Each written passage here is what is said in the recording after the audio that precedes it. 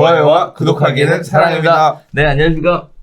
2020년 3월 28일 한발 앞서 소식을 전하는 고품격 부동산 토크쇼 부동산 별별사에 오신 여러분을 환영합니다. 요새도 치과 중이시죠?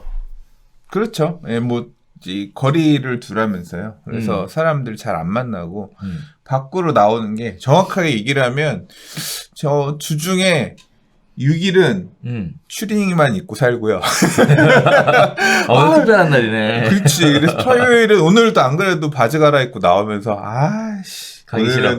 오늘은 옷 갈아입는 날이라 그랬더니 와이프가 네. 살 좀 빼 그러니까 바지가 쫄리니까 입기 싫은 거지 그러는 거예요. 그래서 근데 저 추리닝도 사실은 그냥 추리닝이 아니라 외출용 추리닝이랑 집에서 입는 추리닝이랑은 달라요. 구분해서 입어요. 그래서 외출용 추리닝은 이렇게 며칠 입으면 빨고 그러니까 추리닝이 한 대여섯 번은 되는 것 같아요. 기준은 뭡니까? 구분 기준. 구분 기준은 그러니까 오늘은 이게 외출이다 하면 얘 갖고 며칠 입는 거고. 뭐야, 없네. 그러니까 빨래를 자주 하면 빨고서 그러니까 왜냐하면 집에서 입을 때도 집에서 이것 며칠 입었는데 이것도 빨아야겠다 싶으면 집에 거 넣잖아요. 그럼 새로 갖고 오잖아. 그러면 그때부터 걔는 집에 거 입는 거야. 그래서 집에서 입는 추리닝 놓는 자리랑 외출용 추리닝 놓는 자리가 달라요. 그렇게 해서 번갈아 가면서 외출용 추리닝은 그것도 한 2개 놓고 돌려 입어요. 오늘은 얘, 내일은 얘 이렇게 왔다 갔다도 하고. 본격 부동산 토크쇼. 근데 아무튼 그렇게 추위 입고 살다가 오늘 이제 운전도 하고 이렇게 오랜만에 강남 공기도 마시고 좋네요. 저는 개인적으로는 그 시간이 좀 생겨서 이것저것 많은 일들을 할 수 있을 거라고 생각했는데 막상 해보니까 뭐 많이 한 건 같은데 진도는 안 나가네요. 뭘 그렇게 하셨는데요? 할 거 많죠. 뭐 전면 개편. 그렇죠. 네, 개편 작업하고 있는데 생각보다 손이 많이 가요. 손이 많이 가죠. 그러니까 그래서 뭐 책도 봐야 되고 개편 작업도 해야 되고 궁금한 거 뭐 물어도 봐야 되고 찾아도 봐야 되고 하다 보니까 시간 많이 가는데 아무튼 하나하나 차곡차곡 진행이 되고 있습니다. 저도 한가한 시절은 아닌 것 같아요. 그러니까 요새 매일 부동산 뉴스도 정리해서 텍스트를 올리고 있는데 그 블로그에도 올리고 카페에도 올리고 이제 유튜브에 커뮤니티에도 올리고 또 카톡방에도 몇 군데 이렇게 보내고 있거든요. 근데 그거 정리하는 게 매일매일 일이다 보니까 은근히 또 시간이 없네. 또 배우는 것도 많잖아요. 하다 보면. 그 시장 돌아가는 거를 계속 보니까 확실히 좋습니다. 좋아서 그걸 이제 한번 보고 슬쩍 넘어가는 거랑 글을 쓰는 거랑 또 다르거든요. 그렇죠. 그러니까 훨씬 더 공부가 되는 것 같아서 나름 바쁘게 지내고 있어요. 그러다 보니까 사실 유튜브도 좀 더 못하는 부분도 없지 않아 있고 오히려 더 많이 피드백도 나쁘지 않은 것 같고 좋은 것 같아요. 자, 지금 초중고 4월 6일 개강을 앞두고 4월 5일까지 외출 자제하라, 사회적 거리를 둬라 난리인데 대학원 수업은 어떻게 진행됩니까? 다 온라인으로 하고 있는데 과제들을 이렇게 내주고 그래가지고 학교 안 가는 건 좋은데 사실 오늘 방송 끝나면 가서 이번 주 과제 해야 돼요. 피곤해. 그리고 은근 수업도 또 들어야 되는 것도 시간을 할애해야 되는 것도 살짝 스트레스고. 예. 근데 4월 6일 날 애들 개학할까? 해야죠. 해야죠. 네. 나는 이게 좀 어느 정도 확실하면 해야 되는 거 아닌가? 모르겠어. 이거 또 괜히 지난번에도 얘기했지만 뭐 확진자 또 확산되고 이런 거 보이고 그러면 괜히 또 지금 외국은 난리던데. 난리죠. 근데 온라인으로 뭐 수업 변경한다고 얘기도 있고 한 학기를 쉬겠다 뭐 이런 얘기도 들리고 여러 가지 얘기들 하던데 온라인 수업 해도 될 것 같은데 그만큼의 인프라가 안 깔려 있는 상황에서 요새 뭘로 하는지 알아요? 애들 수업? 알죠. 네. 요새 우리 애들 아침에 일어나면 EBS 틀어놓고 엄마가 뭐해? 막 소리 빽 지르면 가서 앉아서 EBS 켜놓고 그래도 큰애는 이게 큰애라고 열나 막 눈치가 딴짓하고 둘째는 좀 어리다고 그래도 엄마 말 잘 들어서 열심히 또 보긴 봐. 그러니까 EBS를 지금 애들 그거 보면 10,000명씩 수업 듣더라니까요. 또 요새는 더 늘었을 것 같은데. 그래서 근데 수업 보는데 채팅창은 애들 놀고 있고 막 유튜브에서. 근데 좀 그런 이번에 이제 이런 문제가 있다는 거를 이제 배웠으니까 이제 지금 엄청나게 체감하고 있는 상황이니까 온라인 교육이라든가 학교 수업도 일정 부분은 그걸로 대체한다든가 뭐 이제 좀 큰 틀에서의 변화가 생기지 않을까? 그러게요. 네. 싶어요. 자, 아무튼 여러 가지 사회적 변화가 지속되고 있고 또 앞으로도 더 큰 변화가 예고되고 있는 그런 상황입니다. 부동산 시장의 변화도 심상치 않은데요. 자, 첫 번째 이야기부터 들어가 보도록 하겠습니다.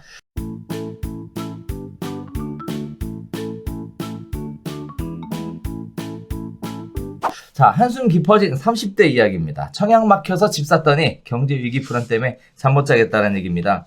정부 규제로 청약길이 막혀서 최대한 대출을 받아 집을 샀는데 신종 코로나 바이러스 감염증 사태에 부동산 경기가 냉각된 데에다가 공시가격 급등으로 보유세 폭탄을 맞게 됐다라는 얘기입니다. 자, 30대가 많이 샀다라는 얘기가 먼저 시작인데요. 일단 부동산 업계에 따르면 1월 기준 서울 아파트 실거래 건수는 1,491건이고 이 중 30대는 3,188건으로 전체 30.4%를 차지했습니다. 뭐 지난해에도 비슷하게 28.8%가 30대의 매수로 이렇게 집계가 되고 있는데요. 강남구, 서초구, 용산구 등 초고가 아파트가 밀집한 몇몇 지역을 제외한 대부분의 지역에서 30대가 우위를 보이고 있는 상황입니다. 특히 노도광이나 금관구, 노도광이란 노원, 도봉, 강북을 의미하고요. 금관구는 금천, 관악, 구로구를 의미하는데 이 지역들의 30대 거래 비중은 30에서 40%를 육박한다라는 얘기가 나오고 있는데요. 자, 일단 30대 매수할 만한 충분한 이유는 있었던 것으로 사실 벨별사에서도 수차례 언급을 했었는데 가장 큰 문제가 가격은 상승하는데 청약으로 당첨될 가능성이 없으니 사자로 전환되었다라는 얘기는 여러 번 다뤘었죠. 근데 이제 지역에 따라서 온도 차이를 좀 많이 보이는 것 같아요. 초고가 아파트는 접근할 수 없는 시장. 반면에 중저가 아파트 쪽으로 많이 유입됐다. 뭐 이런 얘기들인데. 자, 30대 매수가 이렇게 지역별로 온도 차이, 좀 접근하는 대상이 달라졌던 이유는 아무래도 가격적인 부담 때문이겠죠. 그렇죠. 네. 30대 분들이 뭐 모아놓은 자금이 있으면 얼마나 있겠습니까? 결국 미래에 내가 돈 벌어서 대출이랑 이자랑 갚겠다.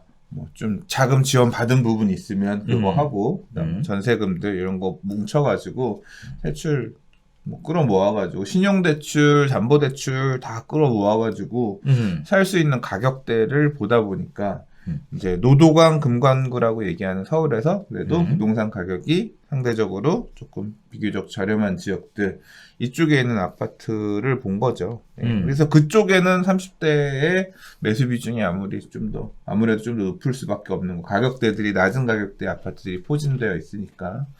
그리고 이제 좀 더 비싼 아파트들은 그런 아파트를 소유하고 있던 분들이 갈아타면서 이제 또 좀 더 상급지로 올라가고, 그래서 상급지로 가는 분들은 과거에 뭐 노도광, 금관구 이런 데서 시작하셨던 30대들이 이제 나이를 먹어서 40대가 돼서 30대한테 팔고 상급지로 좀 갈아타고, 또 이제 상급지라고 하는 지역들이 보통 보면 교육이라든가 학군이라든가 이런 게 물려있는 지역들, 또 뭐 주요 직장들, 업무지구 접근성들이 좀 더 좋은 지역들, 뭐 이제 그런 쪽으로 좀 더 가격 높은 쪽으로 점프해가는 뭐 그런 현상들. 그러면 그쪽은 조금 더 연령대가 있는 분들이 갈 거고, 예, 뭐 그렇게 좀 통계상으로 보면 그런 식으로 나타난 이유가 아닌가 싶습니다. 그런데 이제 이 기사가 나온 이유는 30대가 불안을 느꼈다라는 얘기인데 결국 불안이라 함은 주택을 매수할 때 굉장히 큰 대출에 대한 부담을 안고 그리고 매수를 했잖아요. 그런데 이제 경제 위기가 올 것이다, 뭐 올 가능성이 높다 이런 얘기들이 나오니까 가격은 또 빠질 가능성이 있다, 뭐 이런 식의 얘기들이 나오면서 심리적으로 굉장히 불안하고 위축되고 있는 그런 상황인데 지금 뭐 팔 수도 없는 상황이죠. 거래가 자체가 안 되니까. 근데 그거는 뭐 본인들이 선택한 거지. 그러니까. 네, 이게 항상 그렇긴 반복입니다. 하지. 지난 텀에도 맨 마지막에 쫓아가서 샀던 30대들이 지난 긴 하락장에서 제일 눈물로 지새우면서 진짜 힘든 시절을 겪어내야 했었거든요. 저도 뭐 그 중에 하나고 30대 때 공격적으로 막 움직였다가 엄청 힘들었거든요. 그래서 아이고 내 인생 교훈을 30대 때 이렇게 얻는구나. 내가 진짜 그때 그랬거든요. 50대 때 만약에 이렇게 내가 내 수익을 초과해서 무리해서 부동산을 샀다가는 진짜 자살했을 것 같다 라고 생각할 정도로 그랬는데 30대 분들도 모르겠습니다. 이번이 지금 이제 하락장으로 반전하는 어떤 지금 변곡점 상황이라고 하면 조금 이제 불안하실 수밖에 없을 것 같고, 그게 아니라 이게 또 다시 또 어떤 변곡점 사실은 아니었고, 살짝 이제 또 다시 또 다시 올라가는 그런 상황이 되면 그때 조금 힘들었지만 뭐 좋은 판단이었어 이럴 수도 있는 거. 근데 결과적으로 보면 주택을 매수하고 일정 시간이 지나면 뭐 좀 가격이 조정받고 빠진다고 하더라도 다시 회복되는 시절이 오잖아요. 그렇죠. 근데 결국은 그래서 내 수중에 내 어떤 규모에 맞는 어떤 계획에 따른 대출이었느냐 아니냐 이런 부분들이 좀 중요한 것 같아요. 감당할 수 있는 수준이었냐. 감당할 수 있는 수준이면 잘 버티면 좋은 시절. 그래서 그런 얘기 하거든요. 이제 뭐 그래도 지금 꼭 사고 싶은데 어쩐데 그러면 뭐 더 떨어질 수도 있고, 특히 최근 같은 경우는 코로나19 이거 뭐 어떻게 될지 어떻게 알아. 근데 이게 그런 이유가 아니라고 하더라도 이제 부동산 가격이 꺾일 수도 있다. 그러면 뭐 당시 사고 싶다고 하면 가격 오를 수도 있고 떨어질 수 있는 거니까 사긴 사되 다시 가격 보지 말라고. 이게 가격 보면 떨어진 거 보면 이제 출렁이고 내가 진짜 큰 잘못한 것 같고 막 이제 그럴 수 있거든요. 그냥 실수요 1주택이라고 하면 가격 안 보고 그때부터는 앞으로 내가 어떻게 대출 상환해가면서 갈 거다. 이제 그런 시점까지 그냥 딱 덮고 부동산 스터디 카페도 들어오지 말고 매물창도 보지 말고 그냥 생업에 열심히 애 키우고 뭐 이런 거에 열심히 하고 부동산 잊고 살아라. 지금 막 앞으로 불장으로 간다고 하더라도 어떻게 보면 지금 이제 거의 뭐까지 이미 사실 저는 버블 구간이라고 생각하는데 모르겠어요. 또 앞으로 이제 돈을 막 지금 계속 양적 완화한다 그러잖아요. 한국은행도 지금 뭐 돈 이제 찍어낸다고 지금 하고 있잖아요. 이런 상황에서는 또 어떻게 바뀔지 모르겠으나 뭐 이제 이런 좀 약간 내가 너무 허덕허덕 꼭지 상투 잡은 거 아닌가 싶어서 지금 좀 심리적으로 불안하신 분들이라고 하면 그냥 안 보고 덮어놓고 그냥 가시는 게 맞지 않나. 30대의 걱정은 굉장히 높은 것 같아요. 사실 지금 분위기에서 적극적으로 시장 조사를 하고 거기에 따라서 투자를 감행하겠다라고 생각하시는 분들은 극소수일 것 같은데, 최근에 들리는 이야기에 의하면 30대를 중심으로 한 재테크 모임, 투자 모임이죠. 굉장히 많은 사람들이 몰린다고 해요. 요새도? 네. 그래서 뭐야 이거? 했더니 불안한 거지 이제. 해놨던 것들을 어떻게 해야 되나, 처분해야 되나, 보유하고 있어야 되나, 뭐 여러 가지 걱정들이 많이 생기시는 것 같아요. 특히 금리를 인하한다고 하지만 가장 큰 문제가 되는 게 이제 고용에 대한 불안, 즉 주소득원이 흔들거리는 상황에서 30대의 불안이 날로 커질 수밖에 없는 상황이지 않을까라고 조심스럽게 예상해 보면서, 아무튼 상황에 따라 슬기롭게 대처해 나가시길 바라면서, 수장님 아까 좋은 말씀 하나 해주셨어요. 감당할 수 있는 여력의 대출이었냐 아니냐가 결국 시장에서 중요한 판단의 지표로 시장의 작용하지 않을까. 시작할 때 접근할 때는 그러니까 상승장으로 이제 막 가는 과정 또는 그 안에 초반에 올라탈 때는 그런 게 사실 별로 중요치 않거든요. 가격도 싸지만 근데 이게 이제 어느 정도 좀 당장 이번 상승장보다 가격 2배 이상 오른 적들도 많이 있는 상황에서는 그런 부분이 더 크죠. 그리고 이 30대가 많이 주택을 샀다는 거는 이제 삼토시라고 부동산 스터디 카페에 이제 회원분 책도 쓰시고 하는 분이 여러 글에서도 자꾸 얘기해 주시는 부분인데, 이게 지금 30대가 사실은 원래 지금 매수를 안 했다라고 하면 앞으로 뭐 3년 뒤, 5년 뒤, 7년 뒤, 그러니까 미래에 원래 주택 구입을, 그러니까 집을 지금은 안 사도 되는데 아이 초등학교쯤 보낼 때쯤 사야지 이제 실수요를 이렇게 돌아서면 살려고 맘먹었던 분들이 미리 와서 우리 지금 집값이 이렇게 올라가는데 몇 년 있으면 더 비싸질 것 같으니까 그냥 지금이라도 사지 않을까? 대출을 끌어당기면서 미리 이렇게 와서 매수하는 그런 경향이 세진 걸로 나타난 거거든요. 근데 이렇게 결국은 30대들이 주택을 많이 산다는 거는 미래의 수요를 갖다 끌어쓰는 거다. 미리 사놓고 나면 그 다음에 이제 더 와서 끌어당길 수요는 없잖아요. 인구 구조가 앞으로 20대, 30대가 사회생활로 진입하는 20대들이 이제 30대 될 거고 10대들이 20대 되고 해서 계속 들어올 건데 그 계층은 계속 줄어드는 거거든요. 근데 미래에 끌어들 수요가 없으면 그 다음부터는 구조적으로 또 가격이 결국은 받쳐주는 매수자가 없으면 가격이 탄탄하기 힘들잖아요. 이제 그런 부분에 대해서 되게 우려를 하셨었는데 지금의 30대 분들이 뭐 지금 이제 앞으로도 또 30대들이 더 나서서 계속 이렇게 받쳐주면 살지 모르겠어요. 근데 일단 뭐 여러 가지 이슈를 지금 주춤하는 상황이잖아요. 네, 말씀하셨던 것처럼 더더욱 이런 상황에서는 금리를 막 낮춘다고 해서 대출을 막 무한히 갖다가 움직이기보다는 조금 신중할 필요가 있겠다. 네. 그런 구간이라고 생각돼요. 자, 두 번째 이야기 넘어가 보도록 하겠습니다. 부동산 중개업계에 부는 불황의 바람도 심상치 않은데요. 공인중개업소 폐업이 속출하고 있다. 실거래가 조사에 코로나19로 한숨이 깊어지고 있다라는 기사입니다. 24일 한국공인중개사협회에 따르면 2월 전국 부동산 중개업소의 폐업은 1277건으로 전월 1261건 대비 증가했다. 휴업을 포함하면 1365건에서 1473건으로 증가를 했고요. 개업은 1890건에 기쳐 전월 대비 9.2% 감소했다라는 건데, 자, 일단은 뭐 여러 가지 시사해보는 바들이 있어요.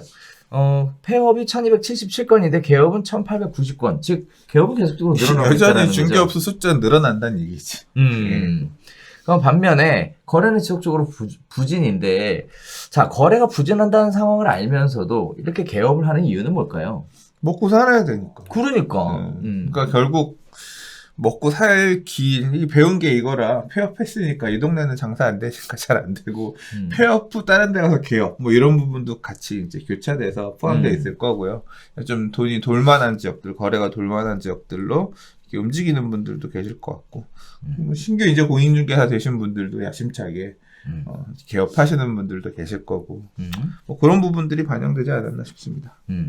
일단은 뭐 이전 수요, 그 다음에 또 쉬어가자. 이참에 좀 쉬어가자. 그동안 뭐 힘들게 쉬는 날도 없이 열심히 일했으니까 쉬어가자. 뭐 이런 얘기도 있으실 것 같은데요.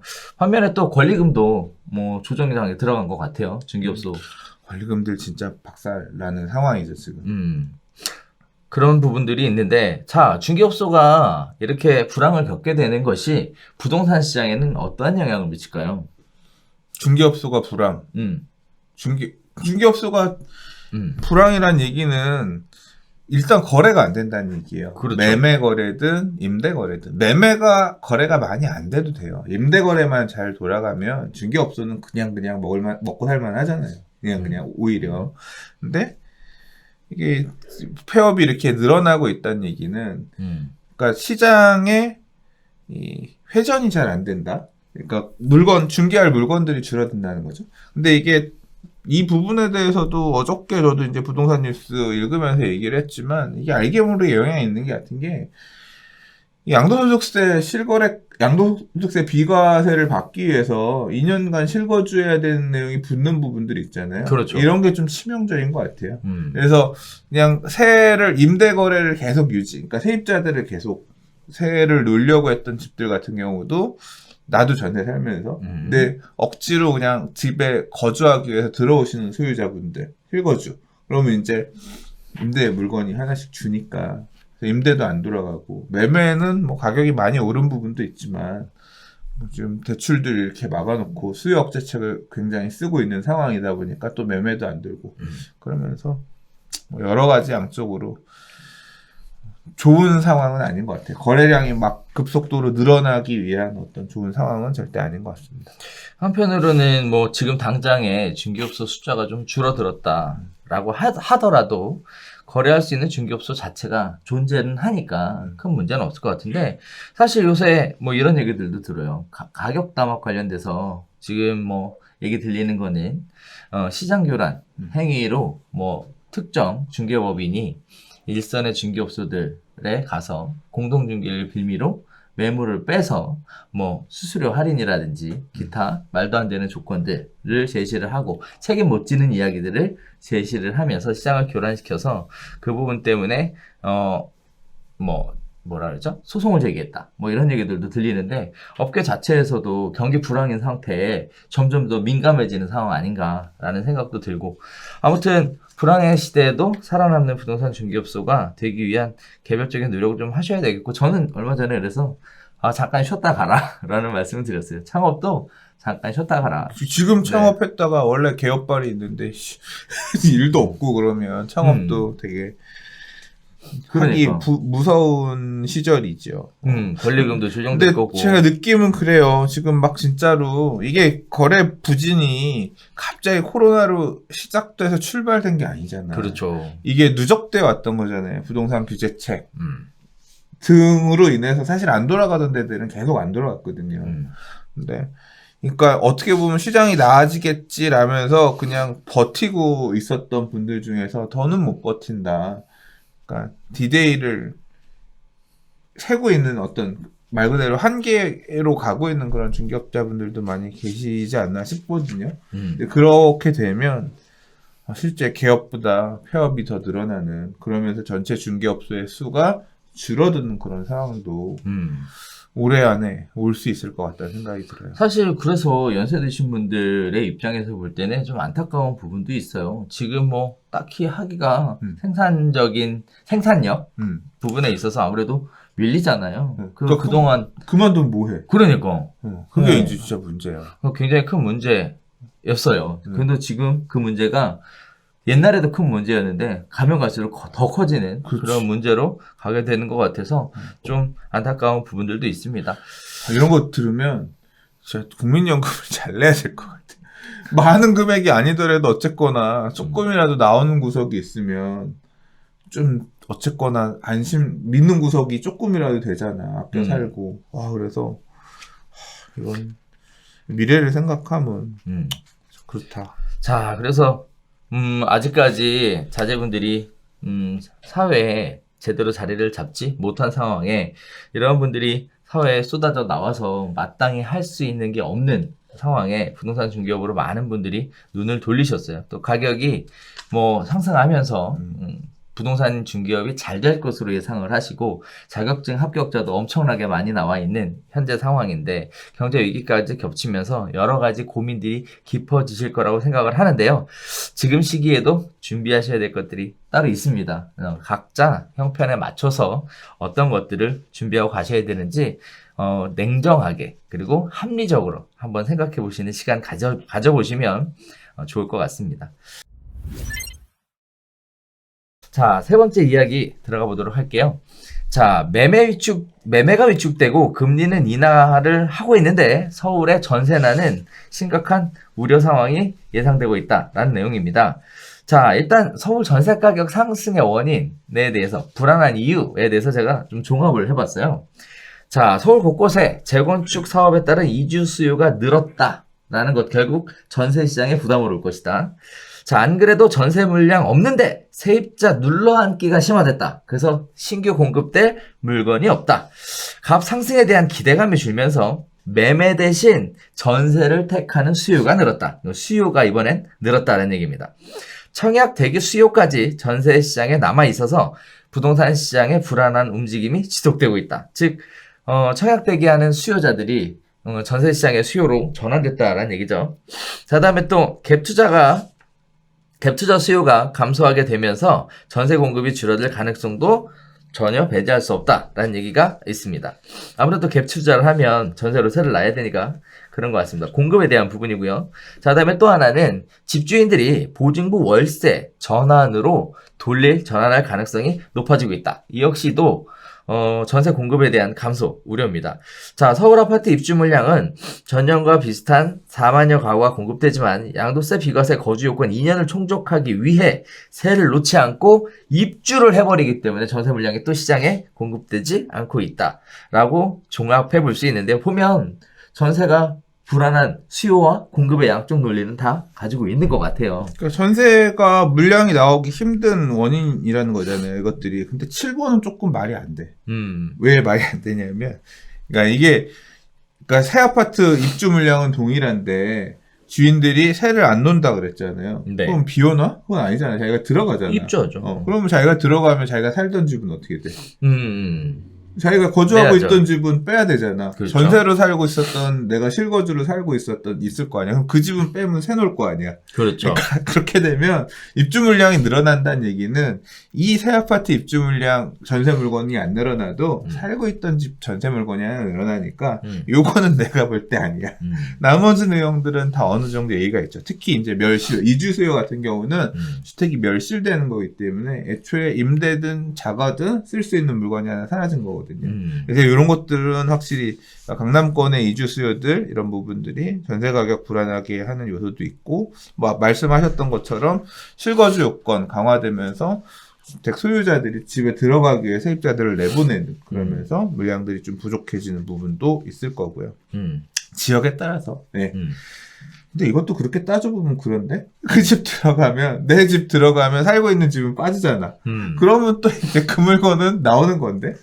맞물려 다니니까. 그러니까 그럼 멸실 이런 부분들이 그런 것 같고. 그러네요. 네. 네. 자, 이렇게 다양한 전세 가격 불안의 요소에 대해서 이야기를 하고 있는데요. 지금 여기서 언급한 내용들의 대부분은 전세 가격이 올라갈 것 같다라는 내용을 가지고 거기에 포커스를 두고 나왔는 얘기인데, 자, 수장님 볼 때는 이게 좀 뜬금없는 질문일 수도 있는데, 우리가 전세 가격이 떨어질 가능성도 있을까요? 저는 오늘 그 얘기를 좀 해보고 싶어요. 전세 가격 떨어질 가능성은,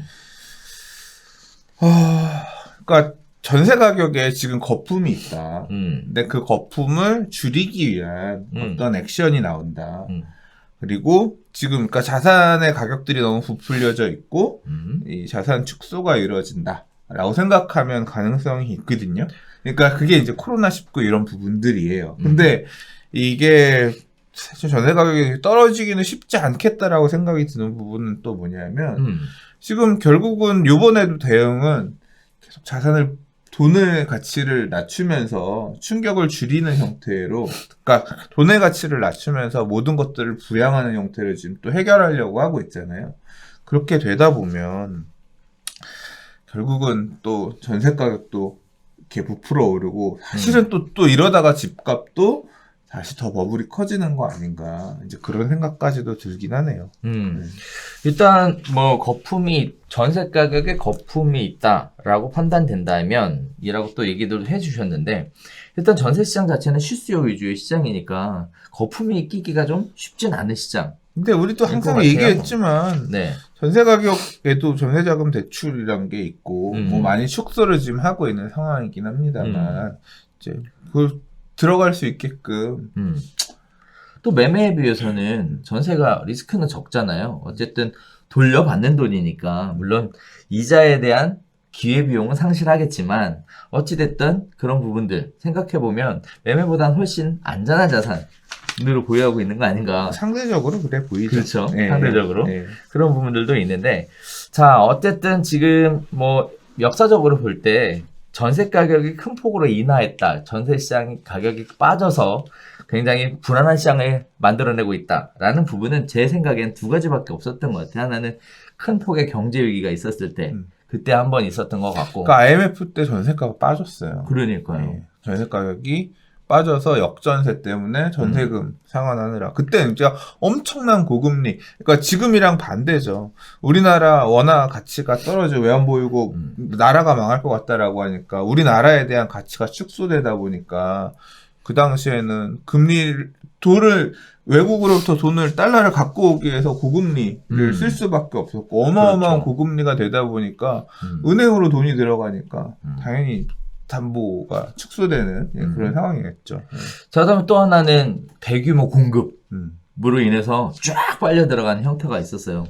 근데 입주 물량들이 엄청나게 많이 늘어나면 신도시라든가 특히 지난 몇 년간 전세 가격이 상대적으로 안정적인 편이었거든요. 서울 같은 경우도 지금 이제 불안을 얘기하지만, 근데 그 이유는 경기도권의 입주 물량이 되게 많았어요.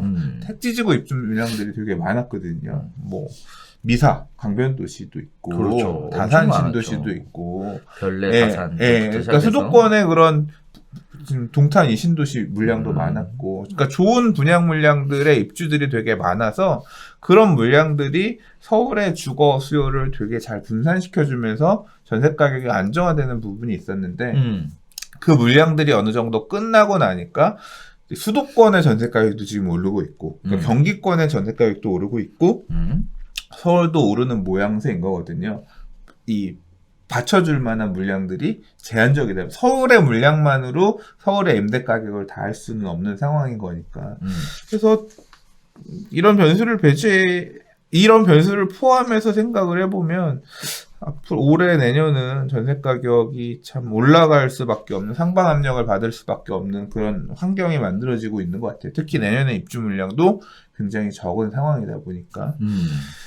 네, 떨어지는 변수는 이제 코로나19를 통한 어떤 그런 부분이었는데 그런 거밖에 안 남았죠. 안 남았으나 지금 상황에서는 그러니까 코로나19 때문에 현금을 확보해야 돼 라고 사람들이 지금 사실 그런 생각하는 분들 되게 많잖아요. 그렇죠. 그러면서 근데 또 이제 다시 돈을 막 뿌려대기 시작하면서 그런 분위기로 안 간다라고 하면 전세 가격은 더 여전히 불안할 수 있을 것 같아요. 그러니까요. 자, 지금 그래서 전세로 거주하고 계시거나 또는 전세로 거주를 희망하시는 분들이 계시다면 이러한 다양한 요소들이 앞으로 시장에 지속적으로 영향을 미칠 가능성이 있으니까 전세 시장 같은 경우에는 저 개인적으로는 좀 행보를 좀 빨리 하셔도 괜찮지 않을까라는 생각을 가지고 있습니다. 자, 그리고 또 생각해야 될 거는 집값 하락이 전세 가격의 보증금까지 영향을 미칠 수 있는 지역들도 분명히 있을 거예요. 어딘지는 떠오르진 않지만 그런 부분에 있어서의 계약도 좀 주의하셔야 되지 않을까라는 생각도 들어요. 뭐 경제 위기 오면 경매 또 나가서 뭐 선순위 세입자에 뭐가 있냐 없냐, 임대차 보호법이 적용이 되냐 안 되냐, 뭐 세입자를 이사 비용 가지고 명도를 시킬 거냐 말 거냐 뭐 이런 식의 얘기들이 나오니까 자 어느 정도 기회가 있고 선택할 수 있는 여지가 있을 때 안전한 선택 하셨으면 좋겠다라고 말씀드리고 싶습니다. 자, 네 번째 이야기 들어가 보도록 하겠습니다. 롤러코스터, 강남 집값 어디로 튈지 6월까지는 알 수 없다라는 내용입니다. 자, 강남 4구 일대에서 아파트 매매 가격이 5억 원 가까이 급락하는가 한편 갑자기 상승 반전하는 일이 반복되고 있다. 코로나19와 정부의 부동산 규제 영향으로 매매가 급격히 줄어들면서 시세를 완전히 반영하진 못하는 널뛰기 매물이 나오기 때문이라 라는 분석이 있습니다. 전문가들은 양도세 중과 변수가 본격 영향을 미치는 6월까지는 시장의 방향성을 속단할 수 없다라고 이야기하고 있는데요. 자, 일단 여기서 인상 깊은 내용은 아파트 매매 가격이 5억 이상 급락했다라는 얘기가 굉장히 이슈가 되고 있는 것 같아요. 실제 개인 간 특수거래였다라고 우리는 지난번에 말씀을 드린 바가 있는데 요새 강남에 5억 떨어졌다면서요. 그렇게 떨어진 매물 있나요? 라는 문의가 엄청 많대요. 네. 그런 얘기도 있고. 자, 또 하나는 6월이다라고 하는 시점의 기준에 대해서도 왜 6월일까? 아마 시청자분들이 많이 궁금해 하실 것 같은데, 자, 이러한 부분들, 수장님이 생각하실 때는 왜 6월이라고 보세요? 그러니까 6월은 지난 12, 16 부동산 대책 때 10년 이상 보유한 주택에 양도소득세 중과 배제, 그 다음에 장기보유공제 적용, 이 혜택을 주는 게 6월 말까지거든요. 맞아요. 그래서 이 6월 말까지 소유권을 넘기기 위해서는, 그러니까 이 혜택을 팔아서 세금 혜택을 받아서 양도를 하려면 적어도 5월 말 정도, 4월 달에는 계약을 해야 6월 달까지 잔금 받고 소유권 이제 넘길 수 있잖아요. 소유권 먼저 넘겨주고 잔금을 실제로는 나중에 받는 그런 형태로 꼼수를 쓴다고 하더라도 실제로 한 5, 6월까지는 이제 결정이 돼야 되는 상황이다 보니까 이제 그런 매물들 이제까지는 좀 간을 보는 상황. 그러니까 간을 본다는 얘기는 팔까 말까, 그러니까 장기 보유할까, 이번 텀에도 더 들고 갈까, 아니면 말까, 이런 부분들을 이번에 그냥 정리하고 갈까 고민을 하시던 분들이 조금이라도 더 받고 싶으니까 시장 상황 동향을 보는데 코로나19 사태로 인해서 더 좋은 상황이 나오긴 쉽지 않을 것 같고, 그러면 차라리 물건들이 쏟아지기 전에 좀 먼저 판다고 생각하면 얼마냐, 개 중에 이제 힙한 물건들 하나씩 나오면서 뭐 그런 상황이 지금 되고 있는 것도 같아요.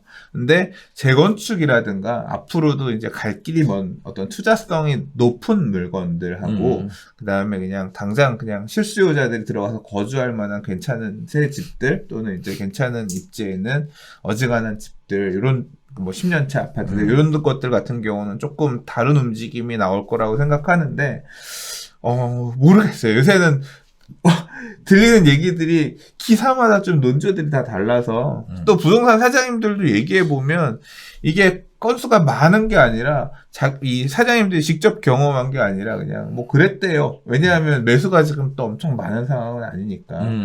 지금 뭐 여러 지표들에 보면 매도자들의 우위가 아니라 매수 우위가 되게 센 매수자들 보기 힘든 그런 상황이잖아요. 그러다 보니까 더 그런 것 같아요. 자, 일단 뭐 사실 뭐 기사의 쟁점은 가격 급락의 신호탄이냐, 뭐 6월 보유세 인상을 앞둔 하락이냐라고 이야기들 하고 있지만 저 개인적으로는 코로나 위기가 영향을 미치는 거 아니냐라고도 보여지고요. 또 한편으로는 10년 보유한 주택 거주기간의 의무가 없죠. 적용이 안 되잖아요. 중과에 대한 것도 적용이 안 되고. 근데 실제 막상 상담을 해보면 어떤 부분들이 이슈에 떠오르냐면 어차피 양도세를 낼 건데 주택을 팔기는 좀 아깝다라는 생각들을 하고 계시더라고요. 가격이 올라가냐 떨어진다 뭐 이런 개념이 아니라 아깝다라고 생각하시는 거예요. 양도세로 세금 낼 거면 어쨌든 증여세로 전환을 해보면 어떨까. 다만 증여세도 실거래가 기준으로 증여세가 계산이 되니까 기왕이면 가격이 떨어지고 나서 실거래가 가격이 낮게 찍힌 다음 그 기준으로 해서 증여를 하면 훨씬 증여세를 적게 내지 않을까. 그래서 6월 이내에 증여세를 가장 적게 내는 시점에 적게 낼 수 있는 시점에 증여를 선택하시는 고민들도 많더라고요. 그러니까 그게 증여 시점을 재고 있다. 그러니까 급락한 가격이 나오면 지금 예를 들어 20억 실거래가 있었으면 20억 실거래 기준으로 증여를 잡으니까 크단 말이에요. 그러니까 그렇죠. 이게 지금 얘기가 두 개가 겹쳐 있는데 부담부 증여들, 임대기구 부담부 증여들을 고민한다는 얘기들을 하시더라고요. 그렇죠. 예, 그러면 이게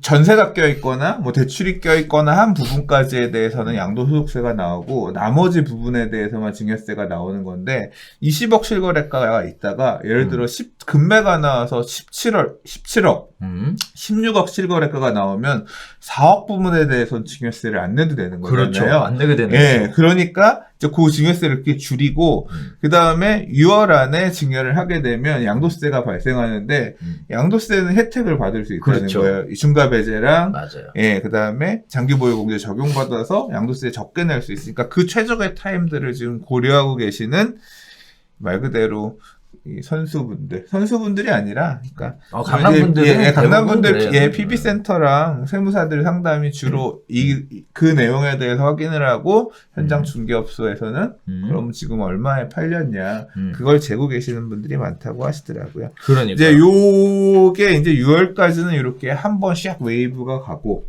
이제 끝나고 나면 이제 그런 결정들을 이번에 하실 분들 하시고 안 하시고 하시는 분들은 이제 6월 이후에는 또 다른 시장이 열리겠죠. 그러니까 일단은 시장 자체가 굉장히 중요한 변수, 그러니까 6월에 딱 찍혀 있으니까 그 부분에 따라서 진짜 밤에 잠 안 오겠어요. 뭐 200만 원도 아니고. 그러니까 이거 뭐 오히려 따라서 장기 보유를 증여하는 형태로 가져가야겠다. 그러니까 자녀에게 이 증여세도 진짜 적지 않은데 뭐 그런 가닥을 잡고 계신 분들 입장에서는 빨리 급나가 나와라. 급매가 거래가 되라. 이러면서 노래를 부르고 계신 상황. 예. 바라고 있는 그런 상황이실 수도 있을 것 같아요. 참 아이러니다. 집값이 아이러니죠. 떨어지기를 바라는. 제일 좋은 건 이번에 만기돼서 전세 가격 올라가니까 전세 가격 많이 그렇지. 받아서 세놓고 예. 그리고 실거래 가격 떨어져서 증여로 돌리고 이러면 가장 이상적인 그런 모양새가 나오는 구조가 되네요. 그렇죠. 되겠지만 과연 그렇게 될지는 같이 지켜보시면 좋을 것 같습니다. 자, 역세권 청년주택 외면받고 있다라는 얘기입니다. 풀옵션이 아닌 오피스텔도 존재하냐? 라는 얘기를 가지고 이야기 나눠보도록 하겠습니다. 자, 입주자 모집 평균 경쟁률이 7대1을 기록하며 관심을 끌었던 충정로 1호 역세권 청년주택 서울 지하철 2호선, 5호선 더블 역세권에 주변 대비 저렴한 시세로 인기를 끌었지만 현재 미계약 상태로 남아서 냉장고, 세탁기 등이 갖춰지지 않은 데다가 보증금 대출 규정도 있어서 혼선을 빚고 있는 상황이다라고 얘기합니다. 자, 일단 굉장히 이슈 있는 내용들이 많이 있는데요. 일단 하나는 가장 불만이 많았던 게 오피스텔인데 옵션이 없다라는 얘기예요. 여기 보면 불만 중에 하나가 대출도 안 되고 세탁기, 에어컨, 냉장고도 없다고 해서 입주를 포기했다라는 얘기를 하고 있습니다. 근데 실제 없는 것 같아요. 이게 지금 여기가 충정로고 네. 그다음 하나 더 짓고 있는 게 삼각지에 있는데 2016년 4월인가에 서울시에서 대대적으로 홍보한 게 있어요. 역세권 청년주택 2030. 그래서 청년들에게 주변 시세의 한 80%선, 그러니까 주변 시세보다 저렴하게 임대를 놓고 임대료 상한 제한을 걸어서 8년 이상 의무 임대를 하는 조건으로 집을 지으면, 이런 주택을 지어서 임대주택 공급을 하면 역세권 지역 같은 경우는 주차장도 많이 안 지어도 되고, 그리고 주거 지역을 최대 일반 상업 지역까지, 준주거 지역을 일반 상업 지역까지 종상향을 해주겠다. 용적률을 더 주겠다. 그러니까 임대료에서 손해보는 만큼 사업 시행 이익으로 돌려줄게. 그러니까 청년들이 들어가서 저렴하게 살 수 있는 집을 지어라. 이런 개념으로 이 사업을 추진했어요. 그래서 막 그 당시에 보도자료 보면, 그러니까 PDF, PPT 자료를 보면, 뉴 3대 바보 이래가지고, 이거 안 하는 사업자들. 서울시가 되게 자극적인 문구를 써가면서 이 유도를 했거든요. 그러면서 이제 소개했던 두 개의 사업지가 충정로 어바니엘이라는 데랑 삼각지 좀 후반에서 짓고 있는 데가 있어요. 근데 이게 이제 그러니까 분양이 아니라 임차죠. 임차인들을 구하는 거를 했는데, 그 당시에도 계약들이 많이 되긴 했지만 다 완판 이런 건 초반에 아니었던 걸로 기억해요. 그래서 임대료가 좀 비교적 저렴하다고 생각하던 특수 타입들만 싹 빠지고 나머지들은 좀 아니었다라고 하는데, 이제 이 집이 다 지어져서 이제 입주를 지금 시작한 상태인데, 여기 보면 제일 소형평, 특수평형 몇 개는 그냥 계약했던 사람들이 다 그대로 들어가서, 그러니까 금액이 매력이 있었으니까 들어가 살겠죠. 들어간 반면에 나머지 상당수 타입들은, 그러니까 전체 물량들 중에 상당수가 아니 나 이 금액에는 그냥 안 들어갈래요 라고 미계약 상태고 실제 입주도 안 하고, 그래서 현장에 있는 중개업소들이 중개를 하면서 임대를 놓고 있다는 거죠. 근데 안 팔리는 이유를 봤더니, 그러니까 임대가 잘 나가지 않는 이유를 봤더니, 저는 첫 번째로 제일 큰 부분이 뭐라고 생각하냐면, 이게 임대보증금이 너무 무거워요. 주로 원룸 들어와서 사는 학생들이나 직장인들은 보증금 500만 원, 1000만 원, 많아봐야 2천만 원, 그 정도 선이거든요. 난 그냥 월세 살다가 그냥 가려고 하는데 보증금이 몇 천만 원이야. 그러니까 요거를 그래서 전세자금 대출을 해주면 좋은데 이게 안 된대요. 일단 그게 막혔고, 그 다음에 오피스텔 하면 요새는 진짜 풀옵션, 풀 빌트인을 해서 다들 옷만 들어가면 되게끔 막 침대에 TV까지 다 넣어서 보통 만들어주잖아요. 그렇죠. 그러니까 분양가가 있는 대신에 그런 건축 관련된 옵션들이 잘 들어가는 편인데, 이게 이제 공공지원, 지금은 이제 역세권 청년주택 공공지원주택 이름으로 이제 앞으로 계속 공급될 것 같은데, 민간이 돈을 대서 짓는 저렴한 임대료, 상한 제한이 걸려있는 장기 임대하는 것도 이제 공공지원주택이라는 이름으로 해서 다 공급을 할 것 같은데, 얘네는 임대료 상한 제한이 있잖아요. 그러니까 지을 때 그냥 싸게 지은 거야. 그건 할게. 근데 임대료도 주변 시세보다 싸게 놓을게요. 그리고 우리가 상한 제한도 걸어서 올리지 않을게요. 근데 어디까지 집을 져줄 거냐에 대해서는 가이드가 빡빡하지 않으니까 그런 옵션들을 안 집어넣은 거예요. 세탁기도 없고 에어컨도 없고. 그러니까 갔는데, 네? 그럼 이 세탁기도 제가 사서 넣어야 돼요?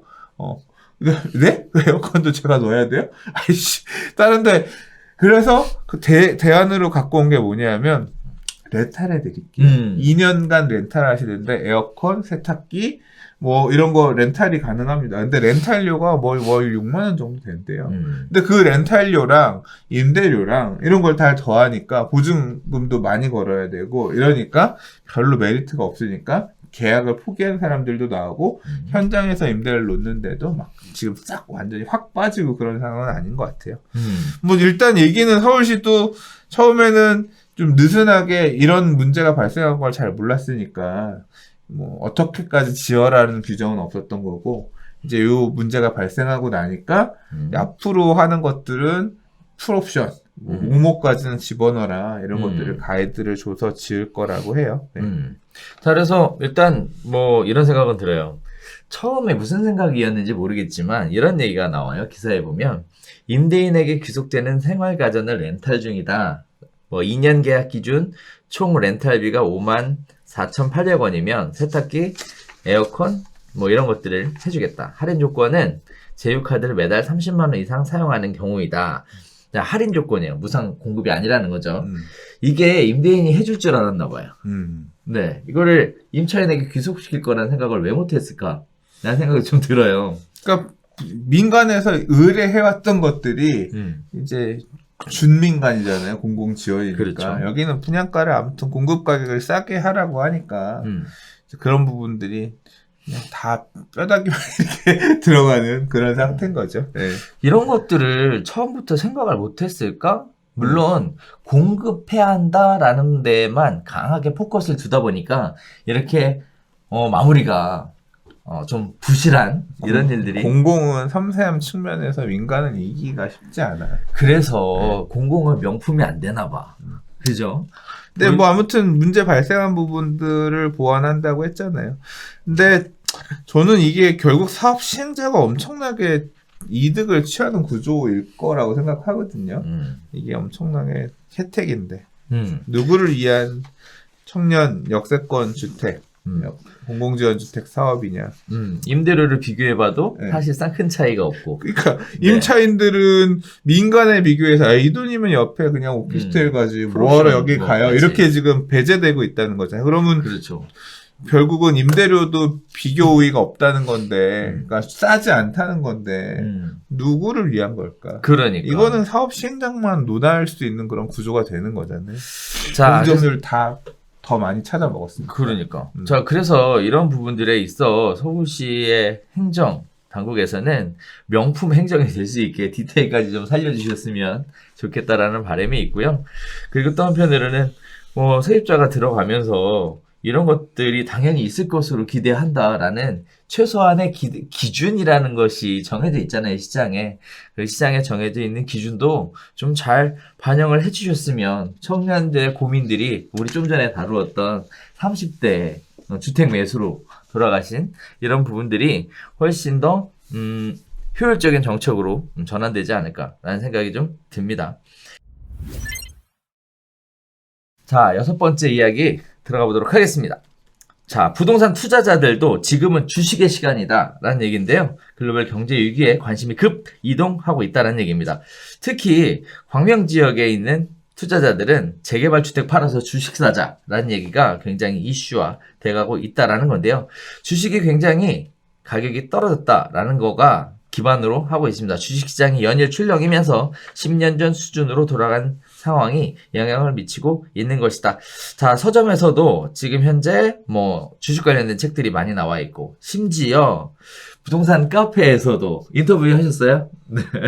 이거는 사실 인터뷰한 건 아니고 이게 네. 조선비즈 기자님이 쓰셨는데 제가 이제 이와 관련된 글을 블로그랑 카페에 썼는데 그 내용을 토대로 해서 이렇게 좀 자료를 정리하셔서 기사를 쓰신 것 같고요. 진짜 이렇게 주식에 인터뷰는 대한 다른 게 언론사랑 했어요. 아, 그래요? 네, 근데 아직 그건 안 나온 것 같아요. 오케이. 예. 네, 진짜 이런 거예요, 상황이? 예. 그러니까 이게 사실 그렇습니다. 이게 그러니까 먹을 게 있다의 포인트는 아니었고요. 당시에 이게 지난주 월요일 날 그다음에 그러니까 지난주에 이 해외 주식시장 우리나라 주식시장이 폭락을 했어요. 그러니까 폭락을 하니까 공포심이 생긴 겁니다. 주식시장 어떻게 돼가느냐. 그러니까 환율이 급등을 하고 달러가 급등을 하고 그러니까 환율 금리 앞으로 어떻게 될 거냐. 이제 이런 관련된 부분들이 궁금하니까 다른 사람들은 어떻게 생각하는지 궁금하고 걱정이 되니까 또 그와 관련된 글들 좋은 글들도 많이 올라왔고요. 그러면서 이제 검색어가 되게 올라왔고 근데 주가가 그렇게 폭락하고 나니까 부동산 가격은 사실 올랐지만 그렇게 폭락이라고 느낄 수 있을 만한 물건들을 잡기가 쉽지 않잖아요. 근데 이제 왜냐하면 규제가 되게 많으니까. 근데 주식은 사는데 그런 부분이 없잖아요. 그렇죠. 예, 그러니까 돈만 있으면 사는 거 아니야. 그것도 그래서 뭐 동학 개미 운동 이런 얘기도 나오고 그랬습니다만 살 수 있으니까 특히 이제 지금 뭐 기사 사례에서는 광명 뉴타운이나 아니면 다른 지역에 있는 재개발 구역 안에 있는 물건들 보유하신 분들이 이제 뭐 조금 금매로 팔아도 좋으니 현금 확보가 필요하니까 나 주식 살라니까 빨리 좀 팔아주세요. 그런 물건들이 나와서 거래가 되는 사례도 있다. 이런 기사도 있었거든요. 그래서 가격이 빠지고 나면 그만큼 메리트가 있다라고 생각들을 하는 거죠. 그런 움직임들이 확실히 커뮤니티에도 느껴지고요. 그래서 부동산 스터디 카페 안에도 보면 주식 관련된 기사들이 되게 많이 그러니까 글들이 되게 많이 올라옵니다. 저는 사실 커뮤니티의 정체성이 부동산 커뮤니티인데 이렇게 금융에 대한 얘기는 충분히 있을 수 있는데 주식, 뭐 종목 이런 거에 관한 얘기들이 많이 오가는 거는 사실 긍정적으로 생각하지는 않거든요. 그러니까 이례적이긴 해요. 그러니까 경제에 대한 얘기 할 수 있다고 생각하는데 왜냐하면 맞물려 있으니까. 근데 이렇게 주식 동호회가 되면 안 되거든요. 그래서 조금 어떻게 이거를 가이드해야 되나. 제가 그러니까 재작년에 비트코인이 엄청 난리가 났을 때는 되게 선제적으로 적극적으로 방어를 했거든요. 그러니까 비트코인 관련해서 글 쓰시면 안 되고 쓰시면 삭제합니다. 계속 그런 글을 왜냐하면 작전 세력 이런 것들도 충분히 들어올 수 있다고 생각해서 그래서 막 강퇴도 하고 활동 정지도 걸고 게시글 삭제도 뭐 비트코인, 리플 뭐 이런 걸로 이더리움으로 검색해서 나오는 글들은 다 일괄 삭제하고 이런 식으로 광범위하게 적극적으로 방어를 했었어요. 근데 주식은 조금 또 다른 문제라서 좀 약간 고민하고 있는 상황입니다. 근데 그렇게 고민하고 있을 정도로 게시글에 이런 게 많이 얘기가 오가고 있는 상황이고 결국은 경제랑 맞물려 있기 때문에 투자자들의 관심들이 부동산보다 오히려 좀 느슨하다 보니까 진입하기 좋고 기회가 있다고 생각하니까 이렇게 보고 계신 것 같습니다.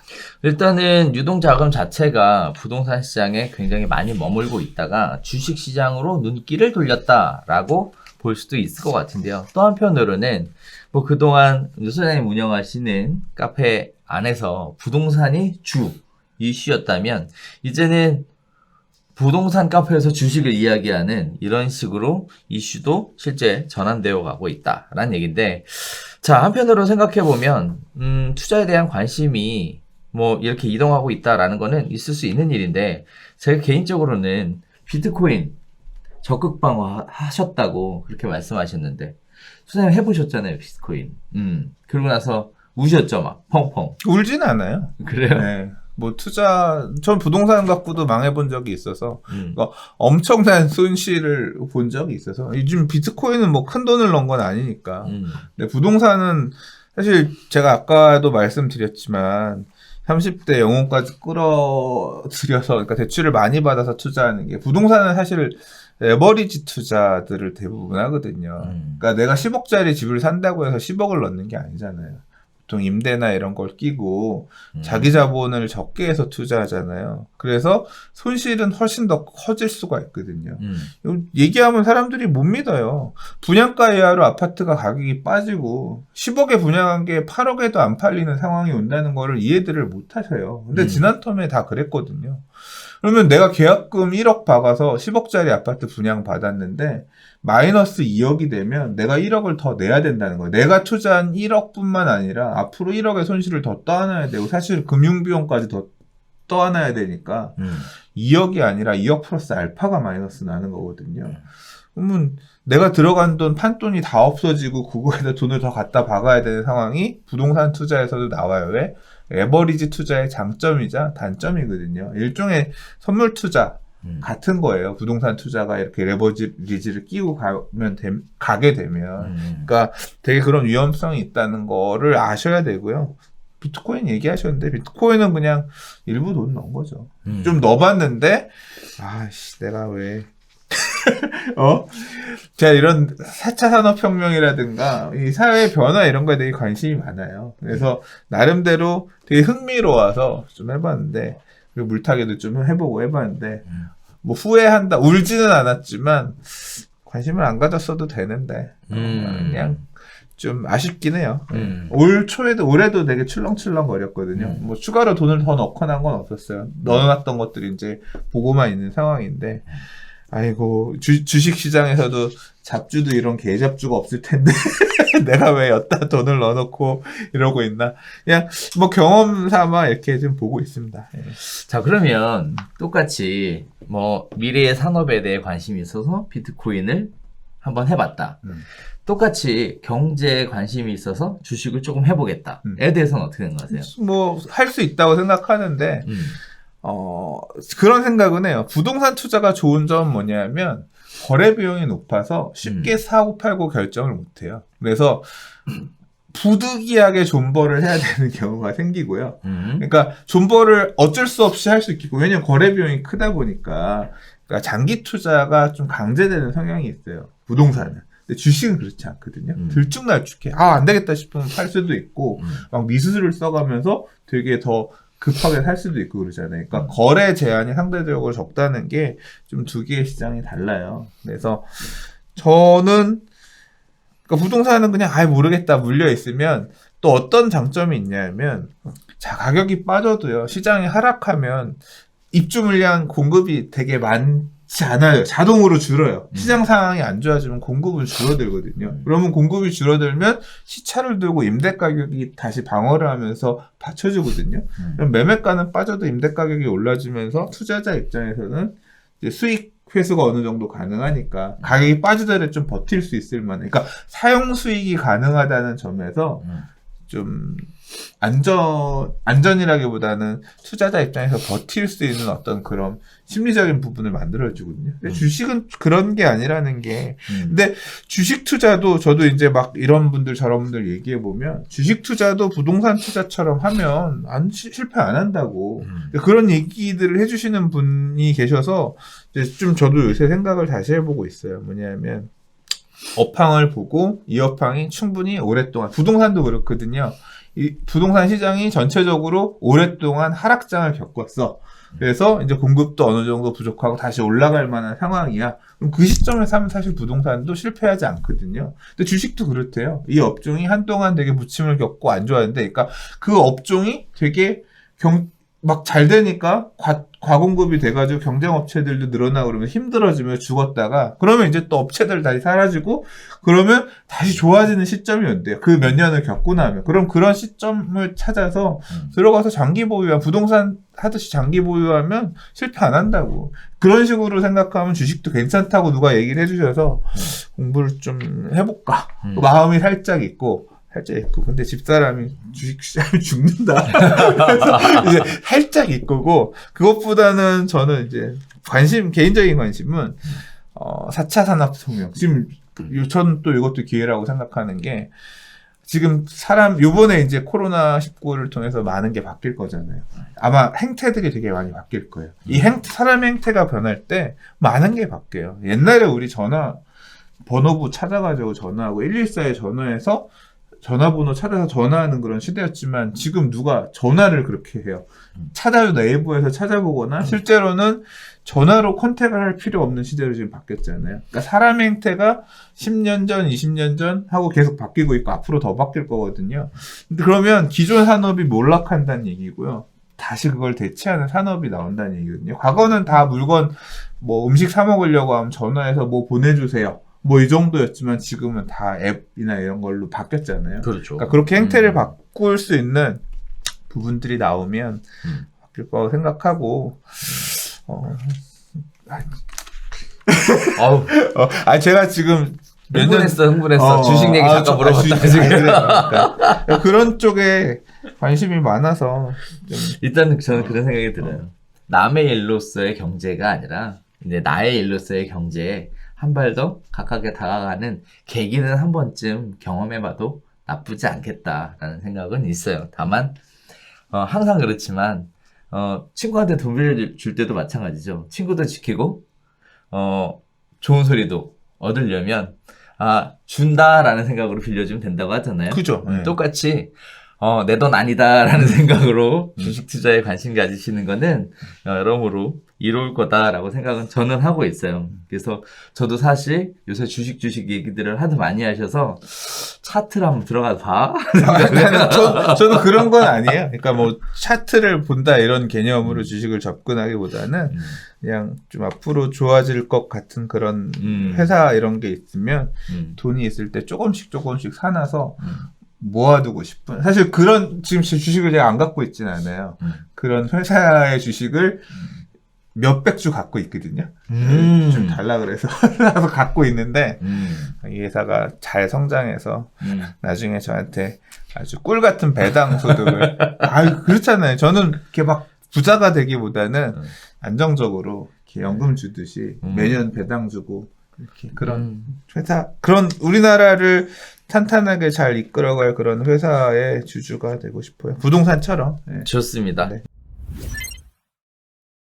네. 자, 지금까지 다양한 이야기를 가지고 부동산 관련된 이슈를 초점으로 이야기 한번 쭉 나눠봤는데요. 주식 얘기도 했네요. 그러니까 네. 주식 얘기까지 갈 줄은 아니 갈 줄은 알았는데 이렇게 깊어질 줄은 몰랐습니다.